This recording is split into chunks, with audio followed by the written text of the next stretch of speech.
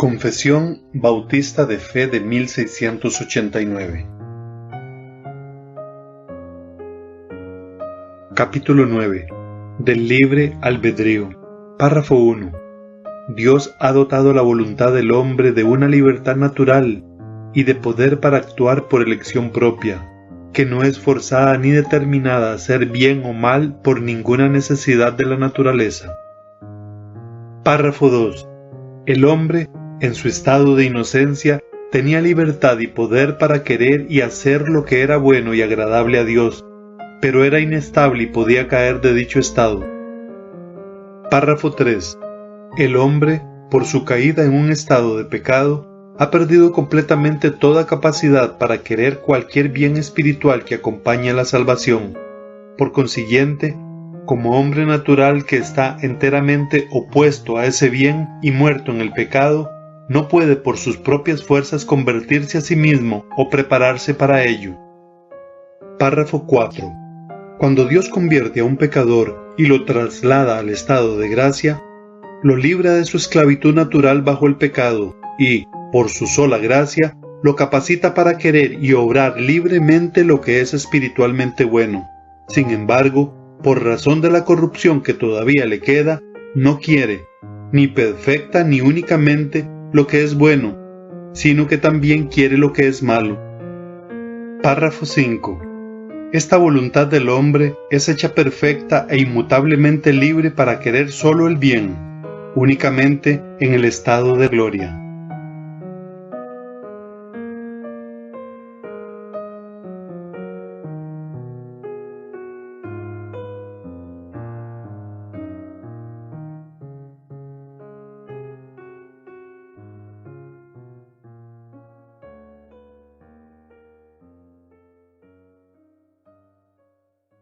Mateo capítulo 12, versículo 33, dice así: o haced el árbol bueno y su fruto bueno, o haced el árbol malo y su fruto malo, porque por el fruto se conoce el árbol.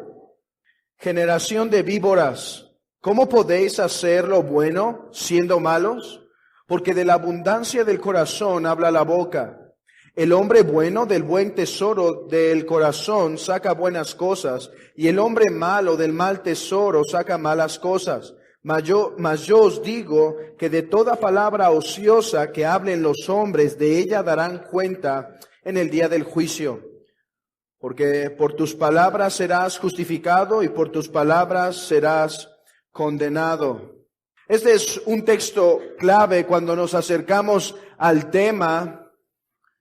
Cuando queremos conocer lo que dice la Biblia respecto a nuestras libres decisiones, el tema o la doctrina que nos toca abordar el día de hoy, en el capítulo 9 de nuestras confesiones, tiene el título de El libre albedrío.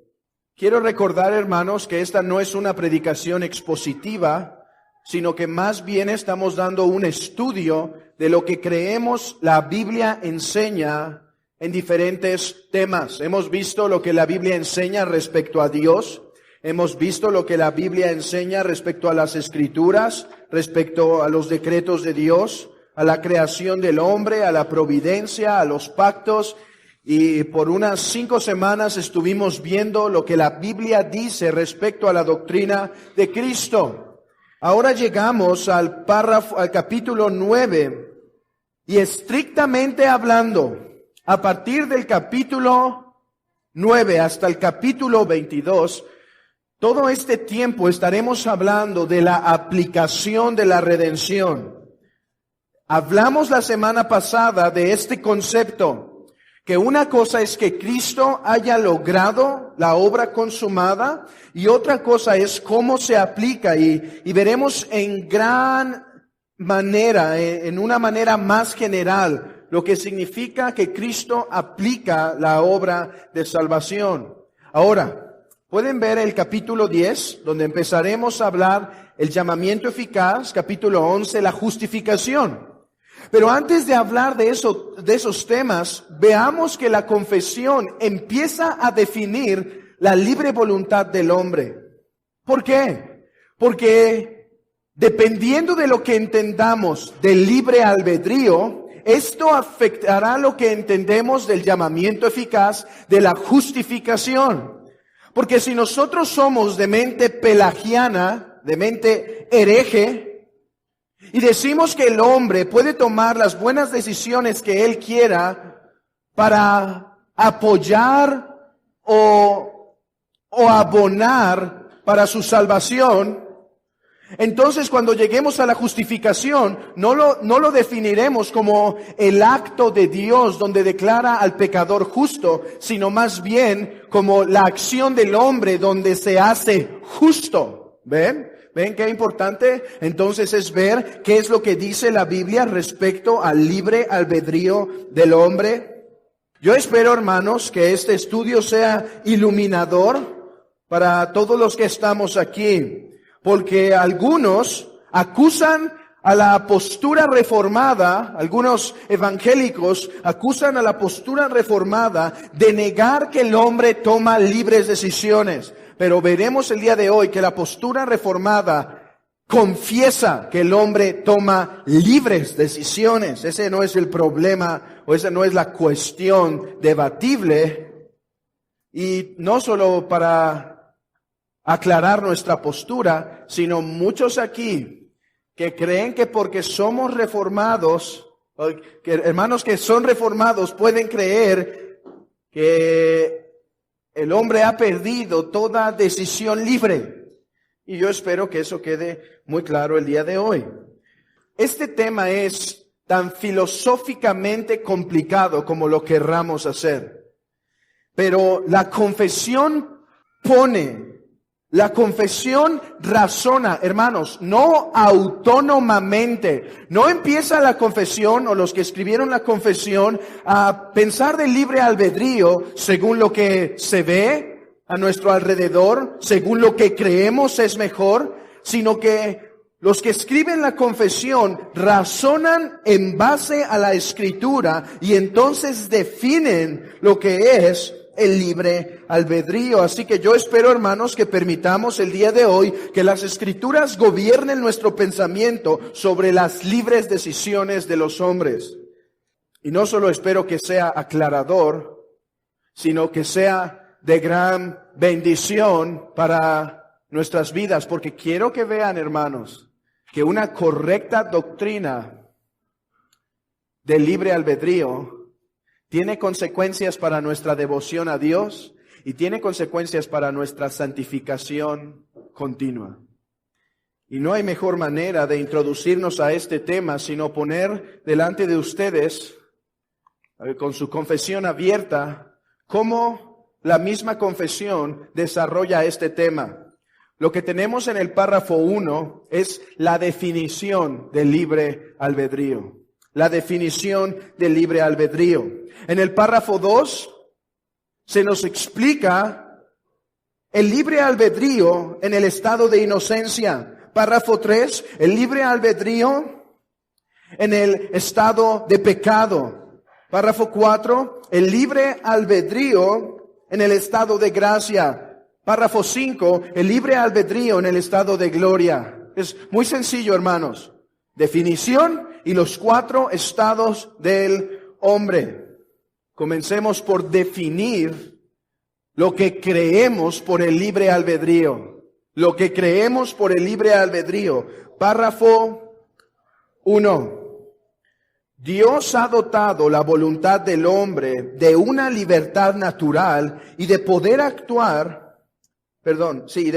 para actuar por elección propia, que no es forzada ni determinada a hacer bien o mal por ninguna necesidad de la naturaleza. ¿Cómo define la confesión el libre albedrío?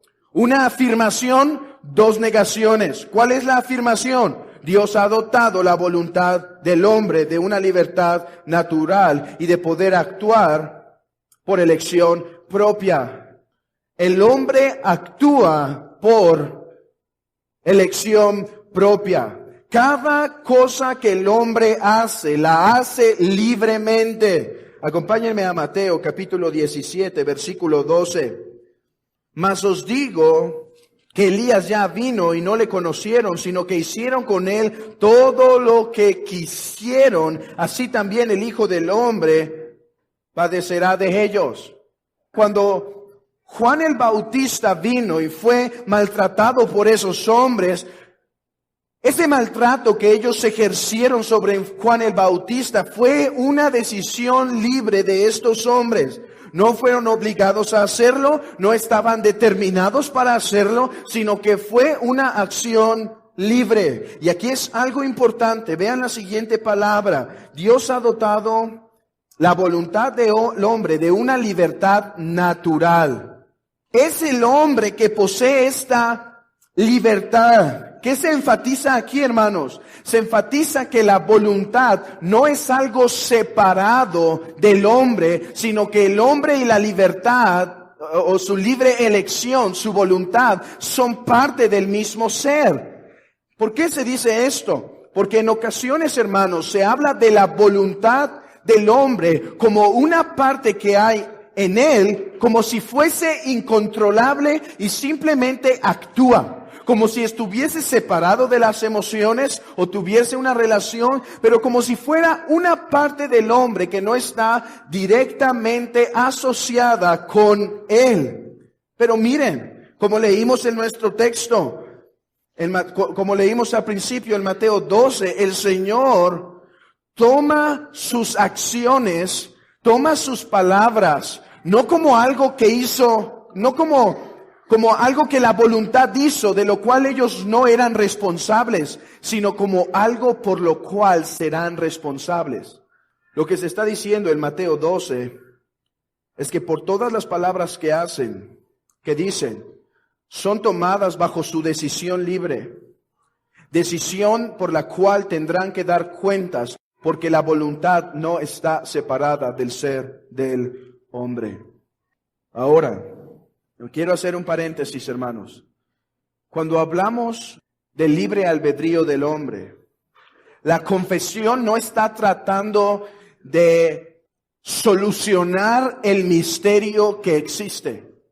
Porque el libre albedrío del hombre debe ser cotejado, debe ser comparado con aquellos textos que hablamos de los decretos de Dios. Que toda cosa que sucede es en última instancia porque Dios lo decretó. Es verdad, Dios decretó que Judas sería el traidor. Sí, pero Judas actuó libremente para entregar al maestro. Entonces, la confesión, cuando hablamos de libre albedrío, no está tratando de solucionar el misterio, sino de presentarlo. Hermanos, y esto es algo importante cuando nos encontramos ante doctrinas que a nuestro aparente razonamiento terrenal caído parecieran contrarias. Debemos someter nuestros pensamientos a la verdad de la Escritura. Y la verdad de la Escritura dice que los hombres toman libres decisiones, por lo cual son responsables de las acciones. Vamos a ver esta misma verdad con otra definición, para que sea más entendible, pero quiero acabar con la misma definición que la confesión da. Entonces, el hombre, parte de su naturaleza es ser libre. Hermanos, parte de ser hombre es tomar libres decisiones. Si el hombre no tiene la libre elección, el hombre ha perdido parte de su esencia. Es algo natural, es algo constitucional del hombre. Ahora, esta libertad natural dice que no es forzada. No es forzada ni determinada. Por la palabra forzada está negando todo concepto de coerción. ¿Qué quiere decir? Que algo externo empuja mi voluntad de manera que soy forzado a tomar ciertas decisiones. La confesión está negando eso. No hay algo en la naturaleza, no hay una necesidad natural que me haga tomar las decisiones que tomo. Todas las cosas externas y mi medio ambiente pueden influir para que yo tome ciertas decisiones, pero siempre mis decisiones serán libres. Y aquí alguien puede decir, pero solemos tomar decisiones que en ocasiones no deseamos hacer. Yo digo que aún estas decisiones siempre las haces porque lo deseas hacer. Ok, el joven va a la escuela y es algo que el joven no desea hacer. Es algo que no le agrada. Pero siempre termina yendo este joven a la universidad porque aunque no es algo que quizá esté en su deseo inmediato, siempre decide ir por su propio pie. El hombre siempre actúa libremente. Permítanme poner otro ejemplo. El ejemplo más de los más claros para entender que nunca hay nada externo que nos obligue a tomar una decisión que no deseamos. Estamos hablando de decisiones libres morales. Imagina que viene un hombre y pone una pistola sobre tu cabeza y dice, dame tu cartera o muere. Alguien podría decir, hay algo en la naturaleza, hay algo externo a mí que me está obligando a tomar decisiones que yo no quiero. Es verdad, quizá nunca hubieras buscado estas dos decisiones, pero aún en ese momento eres libre de hacerlo. Porque puedes no dar la cartera y sufrir la consecuencia de la muerte, o puedes darla, pero siempre actúas libremente. Siempre haces de acuerdo a tu voluntad. Y ahorita va a quedar más claro esto con la definición que proveeré. Entonces, el hombre tiene una libertad natural que no es forzada externamente, miren la confesión, ni determinada para hacer bien o mal por ninguna necesidad de la naturaleza. Esto es lo que se llama dentro de la filosofía determinismo. Determinismo, hermanos, en pocas palabras es yo soy o yo hago lo que hago porque así estaba predestinado para que se hiciera. O es, en otras palabras, fatalismo. Yo tomé esta decisión de matar a este hombre porque así estaba determinado en la naturaleza que ocurriera. Esto es falso. El hombre toma libres decisiones siempre, hermanos. Judas no podrá jactarse en la presencia del Señor y decir, entregué al Hijo de Dios porque así estaba determinado que fuera. ¿Sabes qué se dirá ese día? Es verdad, estaba predestinado, pero tú actuaste libremente. Nadie tuvo que poner una pistola en tu cabeza para que fueras a entregarlo. Tú actuaste según tu propia voluntad. Hermanos, dije que esto es un misterio y como misterio lo vamos a dejar. ¿Por qué? Porque cuando tratamos de resolver los misterios en la Escritura es cuando nos volvemos herejes. Cuando tratamos de resolver la divinidad y la humanidad de Cristo y tomar un lado racional para lo que nosotros llamamos lógico y coherente, es lo que nos hace caer en un extremo o en otro. Igual en cuanto a la voluntad de Dios. Ahora, una pequeña clase de apologética. La apologética, hermanos, o sea, la defensa de la fe, tiene dos propósitos en mente. Derribar argumentos y construir el argumento principal, el evangelio. De eso trata la apologética. Derribar argumentos, dice el apóstol Pablo, que él derrumbaba argumentos, pero al mismo tiempo que derrumbaba argumentos, construía el evangelio. Quiero que vean que estas dos posturas que se predican hoy en día, o se exponen hoy en día en las universidades, de personas que parecen muy inteligentes por lo que dicen, hablando del determinismo o hablando de una voluntad que no es gobernada por el hombre, quiero que vean que estos dos conceptos son racionalmente imposibles y que nadie vive bajo estas realidades. Decir que el hombre toma decisiones sin que el hombre quiera hacerlo, haría que los hombres fueran todos sin justificación o sin culpa alguna.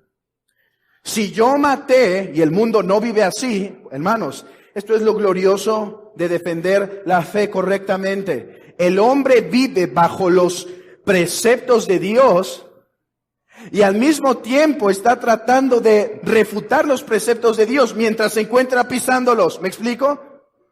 En otras palabras, los que tratan de destruir el cristianismo son como niños que se suben a los pies de sus padres y cachetean al papá. Si pueden hacerlo es porque el padre los sostiene. Así la humanidad vive bajo este concepto de decisión, de libre elección. Pues por eso que hay juzgados. Los juzgados son el entendimiento que el hombre toma decisiones y es responsable por lo que hace. Imagínense cómo sería nuestra sociedad si vivimos bajo un fatalismo como hoy en día se propone, donde todo es relativo. Imagínense que un hombre mata a otro y es llevado a la cárcel y se dice en la cárcel: tú eres culpable, tú tomaste esa decisión. Pero juez, usted cree en un fatalismo, por lo tanto, si usted cree en ese fatalismo que sucedieron las cosas porque así estaban hechas y no podía ser diferente, entonces yo debo ser liberado porque así tuvo que ser y yo no soy culpable de eso. La naturaleza es la culpable. O si pensamos en el otro aspecto, que la voluntad del hombre no está relacionada con él, el hombre podría acercarse y decir: pero es que no fui yo en última instancia, fue mi voluntad, que mi voluntad sea presa, pero yo no debo estar preso. Hermanos, el mundo no vive bajo estos conceptos y de eso se trata la clase o la enseñanza de la apologética, de demostrar que todas esas posturas son absurdas y necias para construir el verdadero argumento de la Escritura y presentar el Evangelio y decir: no, tú eres responsable por lo que haces y vives bajo esos parámetros, de tal manera que cuando alguien te hace daño, lo llevas ante un juez para que sea juzgado. Asimismo, tú serás juzgado delante de Dios. Se cierra la clase de apologética. Permítanme dar otra definición de el libre albedrío. Esta definición es por Jonathan Edwards. Todos conocen a Jonathan Edwards, aquel que tiene el folleto de Pecadores en manos de un Dios airado. Él dice lo siguiente de la voluntad: los hombres son agentes morales libres. Siempre actúan de acuerdo a sus inclinaciones más fuertes, porque ellos tienen al momento de elegir. Repito, los hombres son agentes morales libres, siempre actúan de acuerdo a sus inclinaciones más fuertes, que ellos tienen al momento de elegir. Hermanos, aún las cosas más básicas, algunas cosas más básicas, siempre las tomamos porque de acuerdo a nuestros afectos son preferentes. Mira, no es mentira. El lugar donde te encuentras sentado, lo eliges de acuerdo a tus inclinaciones más fuertes. Alguien va a decir: no es cierto, yo llegué tarde y me tuve que sentar aquí. Ok, pero la razón por la cual no tomaste una silla y pasaste al frente para sentarte cerca de una mesa, quizá fue por la vergüenza, y decidiste mejor no pasar la vergüenza porque tu afecto para no ser avergonzado era más fuerte que el para ser avergonzado. Volvamos al ejemplo de la pistola, hermanos. ¿Por qué el hombre toma la decisión de dar la cartera? Porque él tiene un afecto en ese momento más fuerte para vivir que para morir. El hombre siempre es libre. El hombre siempre actúa con libertad. O la razón por la cual se enoja y dice: no te daré mi cartera, y prefiere recibir la bala por no dar la cartera, es por el deseo de defender. Para él sus bienes en este momento eran tan valiosos y su indignación era tal que prefirió no hacerlo. Pero el hombre siempre actúa de acuerdo a sus pasiones más intensas. Todo lo que haces, aun las cosas más insignificantes, las haces porque eres un hombre con pasiones y deseos. Cuando pecas, es porque en el momento que eres tentado, deseas más gratificar tu carne que obedecer a Cristo. Esa es la realidad. Cuando obedeces en la tentación es porque tu deseo, tu pasión por honrar a Cristo es mayor que tu deseo de gratificar tu propio carne. Entonces el hombre siempre toma decisiones libres. Ahora, algo importante del primer párrafo de nuestro estudio es que esta definición de libre albedrío se puede aplicar a los 4 estados del hombre: el estado de inocencia, el estado de pecado, el estado de gracia y el estado de gloria. El hombre siempre toma decisiones libres. El hombre se mueve por afectos. Hermanos, yo espero que aquí algunos puedan ver al final que meternos en estos temas que parecen un poco filosóficos y complicados tienen mucho valor para nuestra vida cristiana, porque cuando sabemos que somos hombres que nos movemos por afectos, sabemos entonces cómo crecer en nuestra santificación. Pero eso al final. Hasta algunos aquí se están preguntando, pues yo pensé que éramos reformados, yo pensé que éramos calvinistas y según yo no tenemos libre albedrío. Algunos de aquí ya están pensando eso. Si por libre albedrío se quiere decir justo lo que acabamos de decir, que el hombre actúa libremente de acuerdo a los deseos de su propia naturaleza, entonces el hombre sí tiene libre albedrío. Entonces el hombre sí tiene libre albedrío. Si lo que se quiere decir por libre albedrío es que el hombre en el estado de pecado tiene la elección para hacer cosas buenas espiritualmente, entonces no es el libre albedrío que la Biblia enseña. Miren, hermanos, ¿Dios es un ser libre? Dice la Escritura que usa un superlativo y dice libérrimo, libérrimo. No solo es libre, es libérrimo, o sea, muy libre. En vez de poner una palabra para decir muy libre, compone la palabra libre y dice es muy, muy, muy libre. Hermanos, Dios creó libremente, ¿no es verdad? Hermanos, ¿Dios entonces es libre? Ok, ¿es libre de pecar? ¿Es libre para mentir? ¿Es libre para pecar? No, porque Dios es libre de acuerdo a su naturaleza. Entonces Dios no puede mentir, y es justamente eso lo que le hace un ser libre. Alguien podría decir, entonces Dios no es libre si no puede pecar. No, esa es la definición justa de libertad. Actuar y elegir libremente de acuerdo a nuestras inclinaciones que se derivan por nuestra naturaleza. Dios, siendo un ser santo, santo, santo, jamás podrá elegir lo que está contrario a su naturaleza. Jamás podrá mentir, jamás podrá pecar. Jamás podrá elegir dejar de existir porque Él es acto puro. Pero esa es otra lección. De la misma manera, aunque en una forma, y aquí quiero decir esta palabra inventada, en una forma criaturesca, el hombre también es libre, pero de acuerdo a su propia naturaleza. Si hay confusión, permítanos avanzar al párrafo 2 para que esto se empiece a aclarar. Dice el párrafo 2. El hombre en su estado de inocencia tenía libertad y poder para querer y hacer lo que era bueno y agradable a Dios, pero era mutable y podía caer de dicho estado. Si quieres titular a este párrafo, puedes ponerle el libre albedrío en el estado de inocencia. Acompáñenme a Eclesiastés capítulo 7, versículo 29. He aquí solamente esto he hallado, que Dios hizo al hombre recto, pero ellos buscaron muchas perversiones. Dios creó al hombre moralmente bueno y moralmente justo.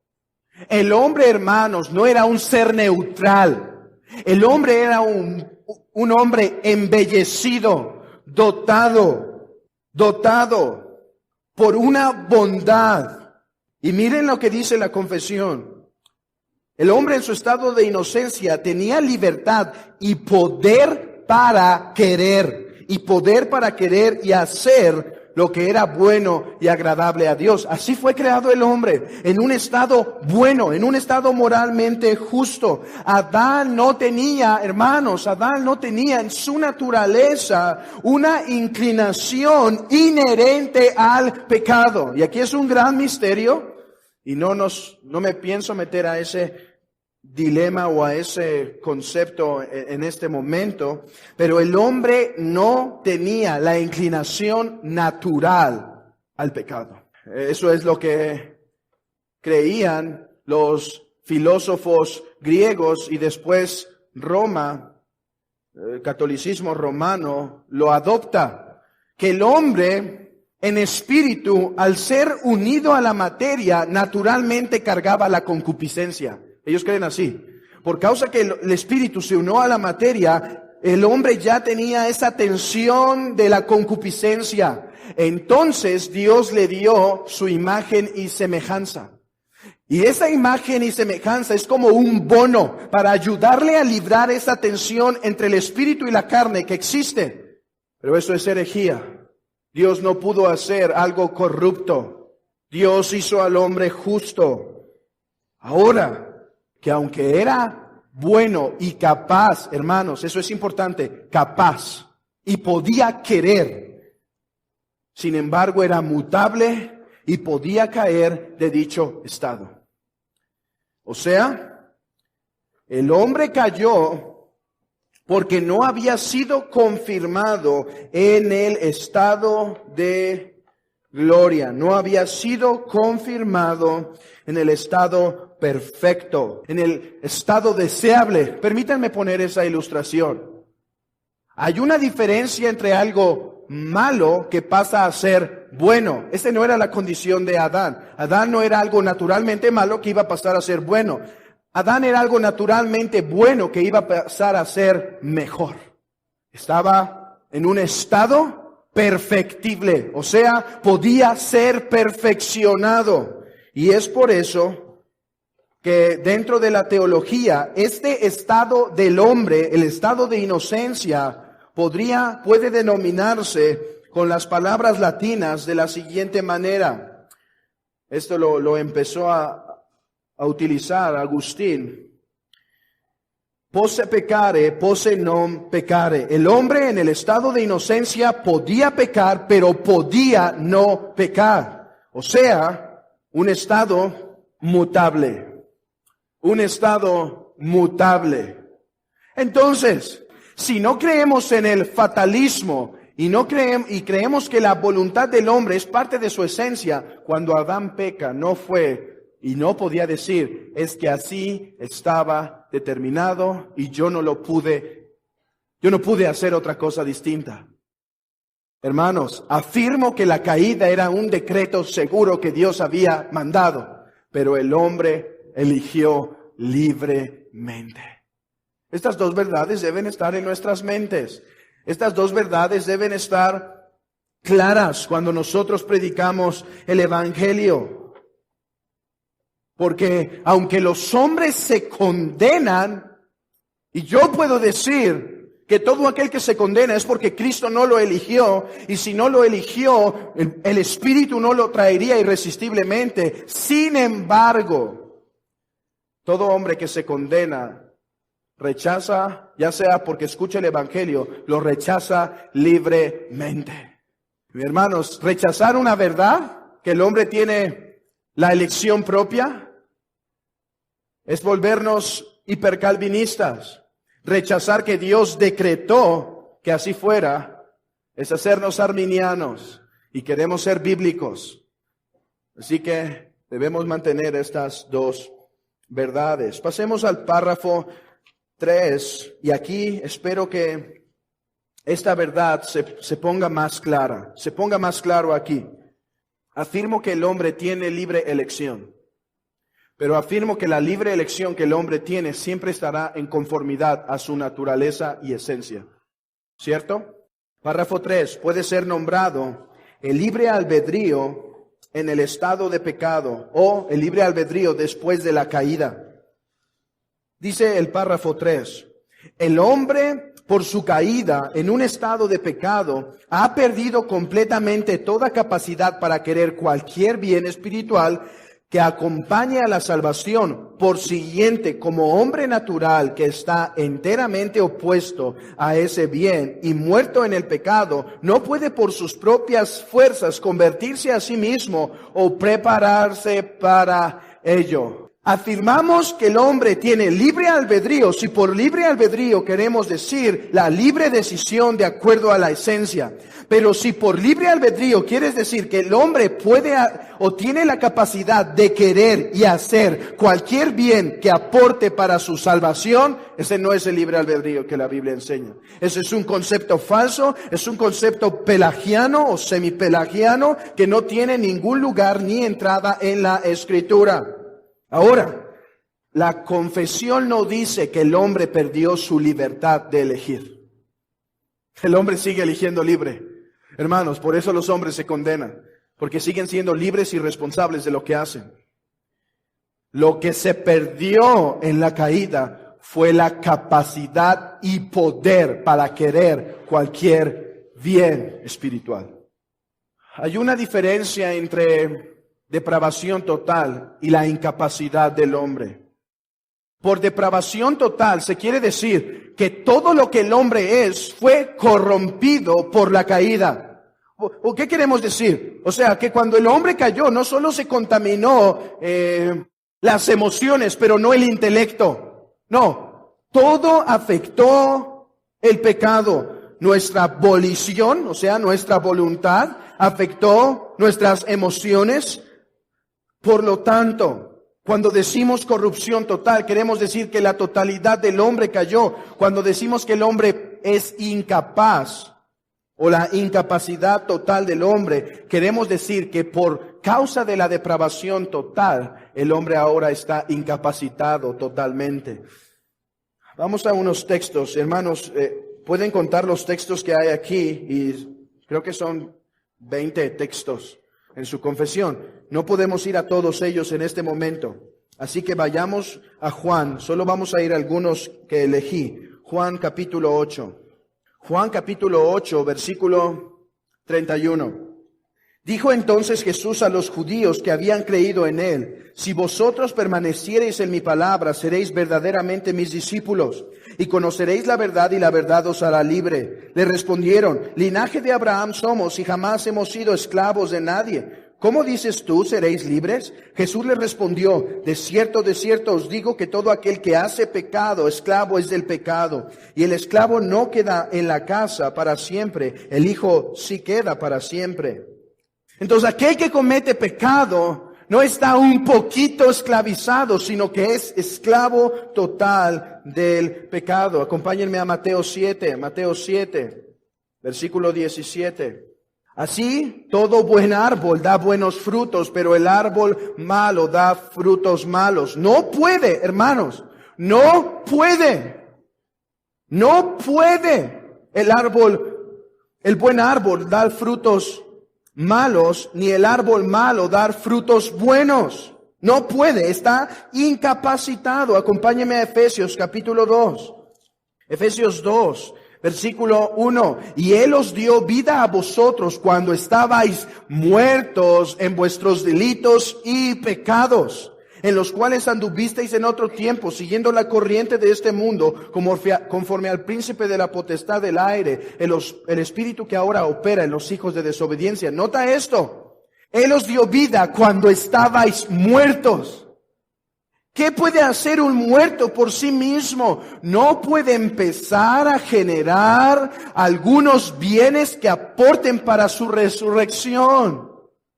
El hombre está como muerto, incapacitado. Acompáñenme a Romanos 3.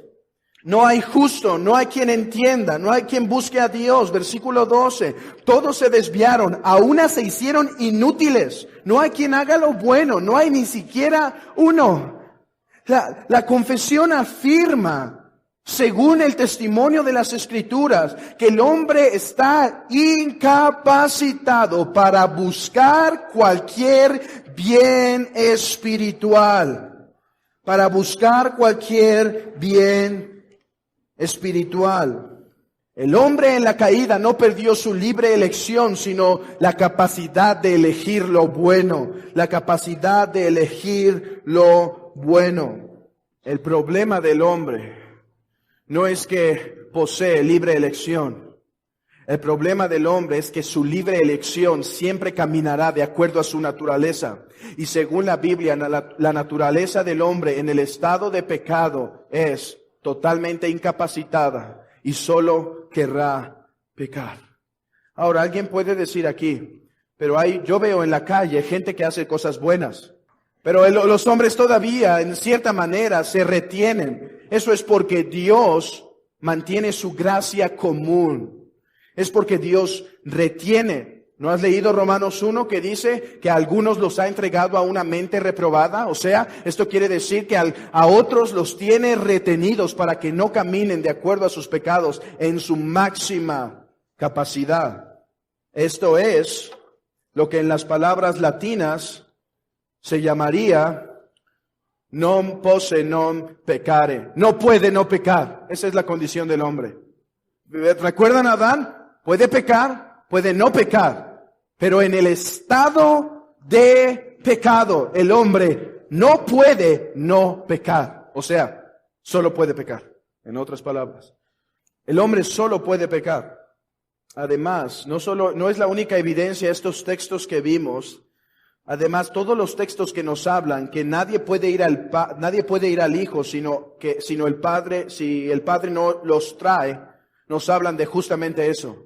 La incapacidad del hombre. Nadie puede venir a Cristo si no es que el Padre les trae. Y esto nos lleva al cuarto párrafo. El libre albedrío en el estado de gracia. Perdemos nuestra libre elección. Porque dice el texto que el Padre nos tiene que traer. Perdemos nuestra libre elección cuando nos acercamos a Cristo. No. Permíteme explicar por qué. Vamos al párrafo 4 para que esto se explique.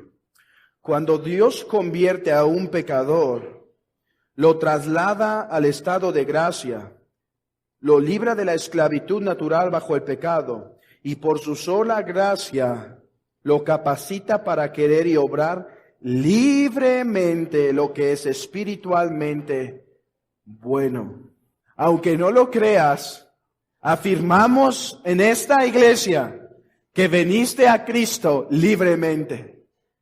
Veniste a Cristo libremente, hermano. Si no veniste a Cristo libremente, entonces no eres personalmente salvo, sino otra persona es salvo en lugar de ti.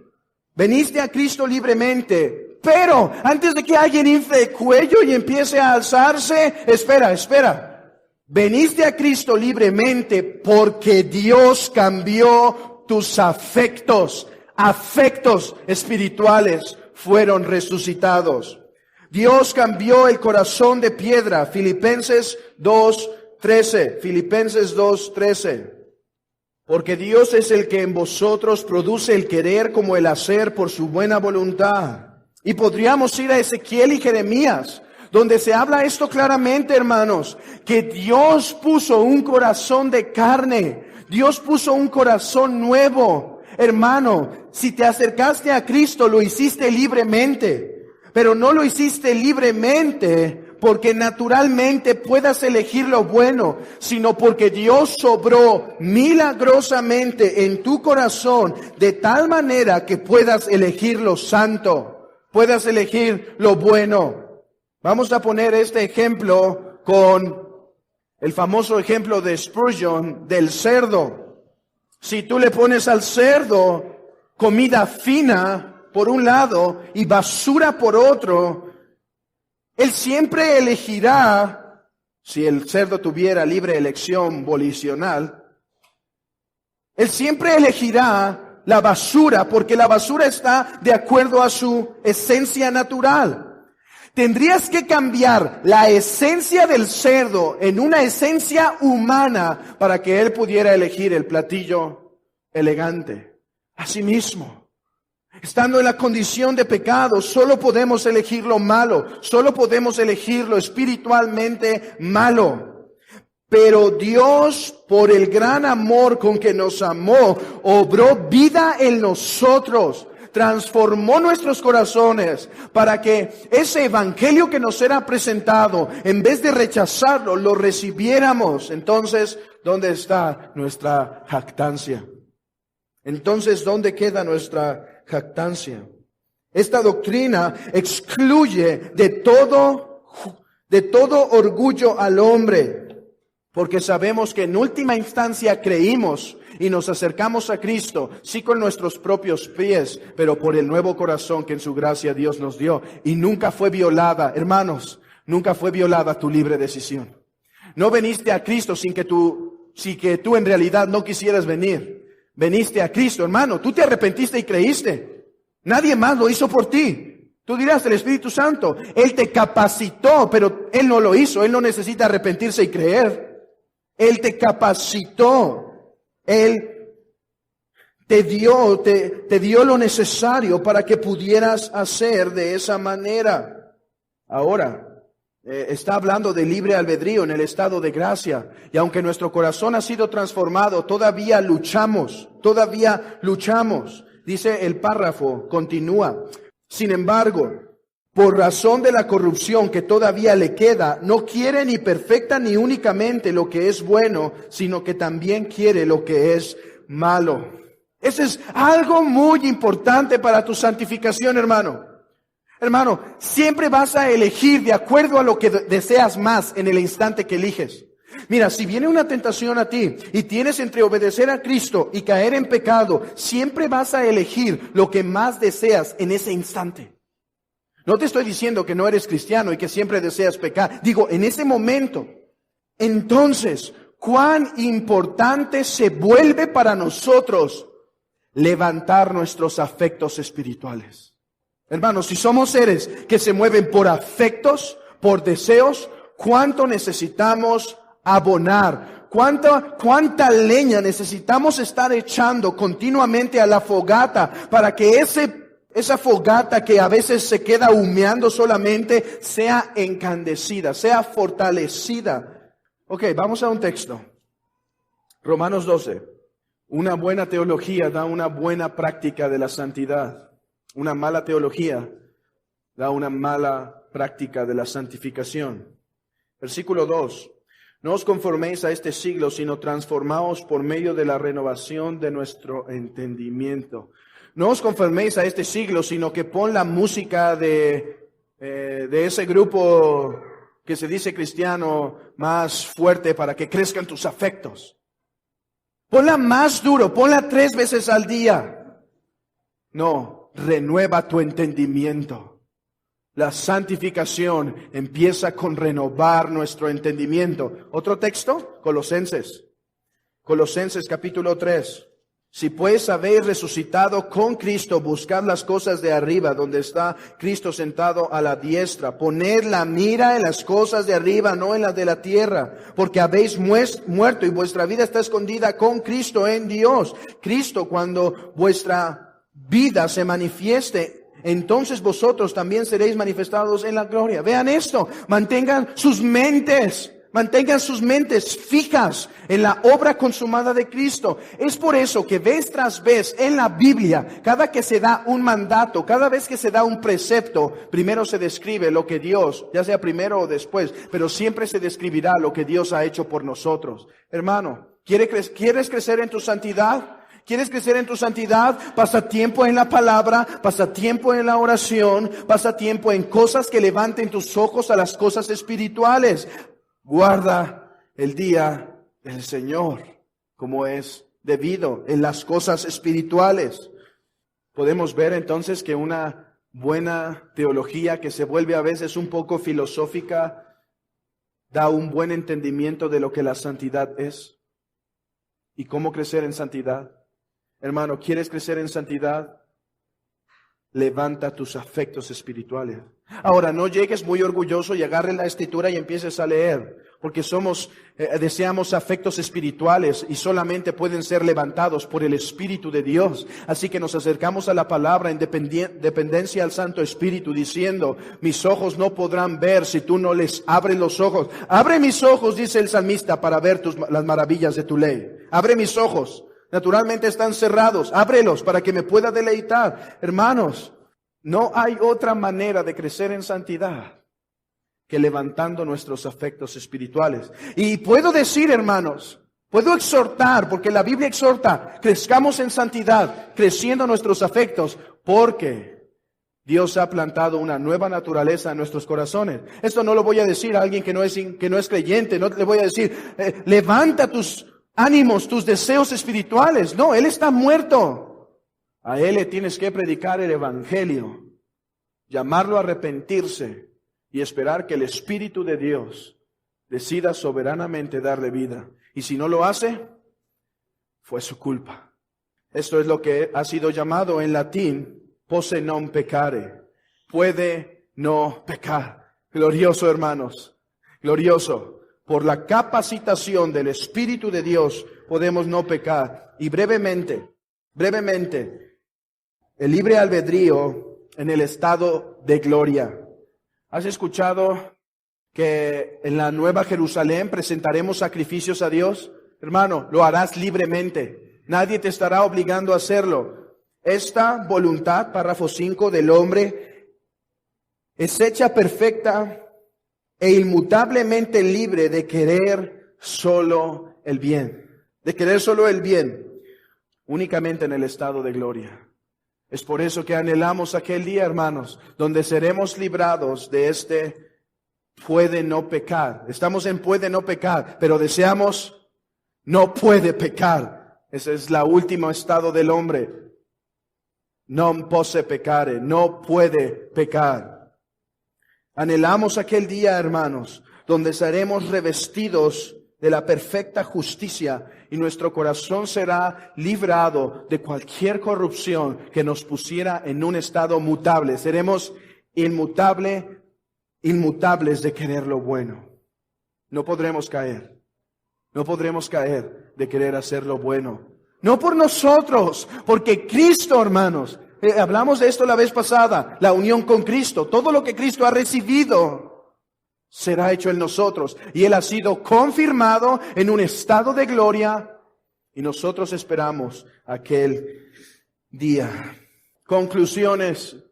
Si por el libre albedrío las personas quieren decir aquel acto de elegir cualquier cosa que esté en conformidad a nuestra naturaleza, estamos de acuerdo. Hay libre albedrío. Dado que no es lo que quieren decir cuando hablan de libre albedrío, tenemos que aclarar lo que nosotros creemos de esto.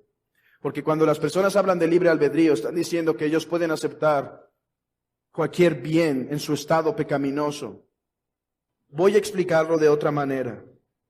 Si lo que quieren decir es, con este ejemplo, que el pájaro tomó la decisión de volar, ¿estamos de acuerdo? El pájaro toma la decisión de volar porque es de acuerdo a su naturaleza volar.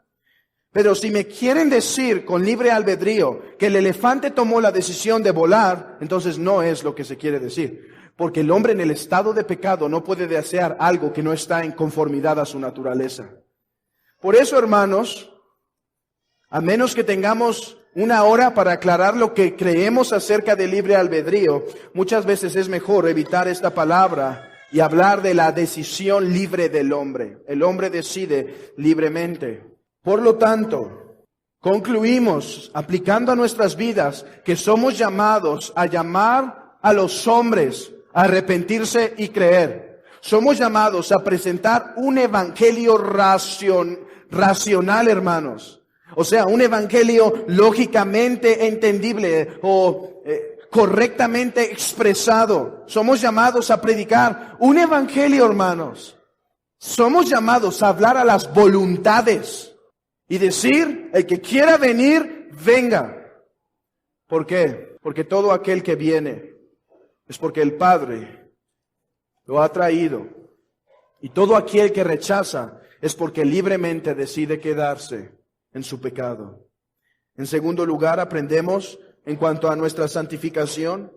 Y algunos dicen, es que esa doctrina quita la esperanza del hombre. Cuando, si creemos eso, quita la esperanza del hombre en cuanto al evangelio. Mi pregunta es, ¿qué evangelio estás predicando?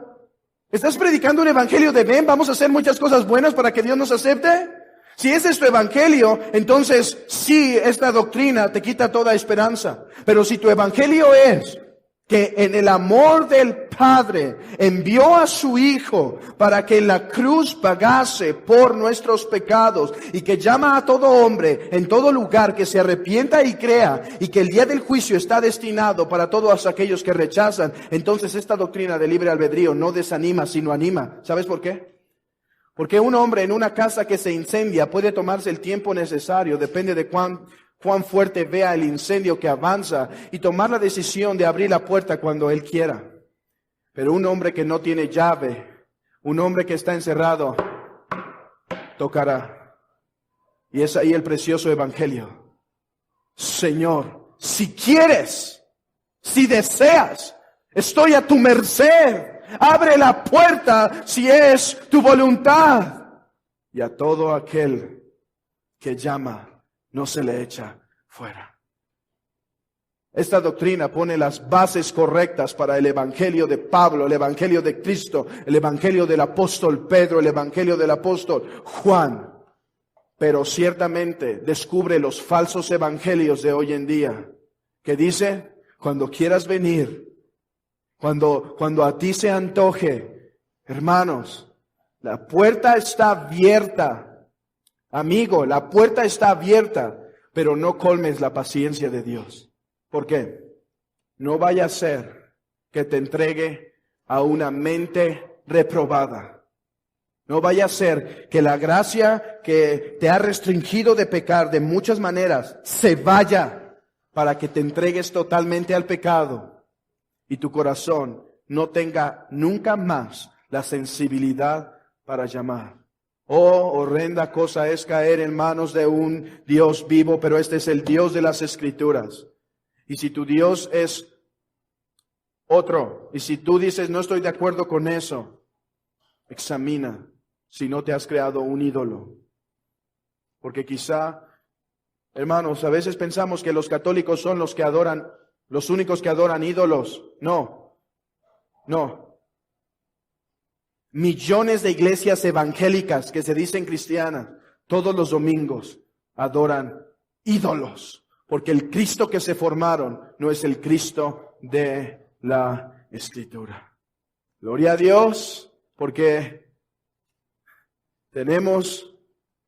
tenemos la gracia de decir, es verdad que yo vine a ti, pero vine a ti porque con lazos de amor me atraías. Porque cambiaste mi corazón perverso y me diste uno nuevo. Hermanos, que se quite todo orgullo de nosotros.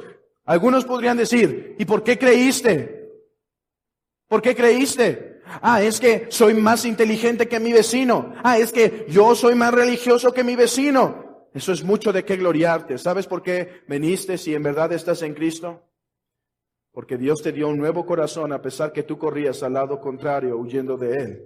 Hermanos, alabemos al Señor, demos gracias al Señor por su misericordia, alabémosle y veamos cómo esta doctrina de la libre decisión del hombre aporta tanto a nuestra vida espiritual. Así que alabemos al Padre, al Hijo y al Santo Espíritu por esta obra de salvación en nosotros.